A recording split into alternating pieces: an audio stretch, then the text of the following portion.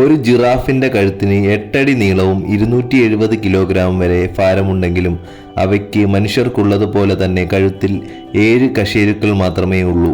എന്നാൽ നമ്മുടെ കശേരുക്കളിൽ നിന്ന് വ്യത്യസ്തമായ അവയ്ക്ക് ഓരോന്നിനും 10 ഇഞ്ച് വരെ നീളമുണ്ടാകും. ഈ വലിയ കശേരുക്കൾ പരസ്പരം ബന്ധിപ്പിച്ച് ജിറാഫിന്റെ നീണ്ട കഴുത്തുകൾ ഉണ്ടാകുന്നു. ഒരു ജിറാഫിന്റെ നീണ്ട കഴുത്ത് മരങ്ങളിൽ ഉയരങ്ങളിൽ ഉള്ള ഇലകൾ കഴിക്കാൻ അതിനെ സഹായിക്കുന്നു. ഇത് അവയ്ക്കും മറ്റു സസ്യഭുക്കുകളായ മൃഗങ്ങൾക്കും ഇടയിലുള്ള ഭക്ഷണ മത്സരം കുറയ്ക്കുന്നു. അവയുടെ നീണ്ട കഴുത്ത് ദൂരെയുള്ള വേട്ടക്കാരെ കണ്ടെത്താൻ അവയെ സഹായിക്കുന്നു.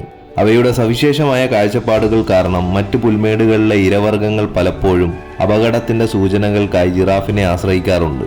ആൺ ജിറാഫുകൾ പരസ്പരം മത്സരിക്കാൻ അവയുടെ നീണ്ട കഴുത്ത് ഒരു ചുറ്റിക പോലെയാക്കി പരസ്പരം ഫൈറ്റ് ചെയ്യാറുണ്ട്. ഇവയുടെ ഈ സ്വഭാവത്തെ നെക്കിംഗ് എന്നാണ് അറിയപ്പെടുന്നത്.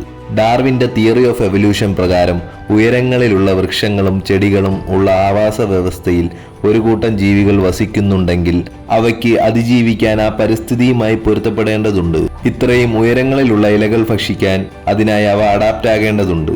അതിനാൽ നാച്ചുറൽ സെലക്ഷന്റെ ഭാഗമായി ഒരു കൂട്ടം കഴുത്ത് നീണ്ട ജീവികൾ മാത്രം അതിജീവിക്കുകയും ഭക്ഷണം കിട്ടാതെ ബാക്കിയുള്ളവ ഇല്ലാതാവുകയും ചെയ്യുന്നു. അങ്ങനെ വർഷങ്ങൾ കൊണ്ടുള്ള പരിണാമം കാരണം കഴുത്ത് നീളമുള്ള ജിറാഫുകൾ മാത്രം സർവൈവ് ചെയ്യും.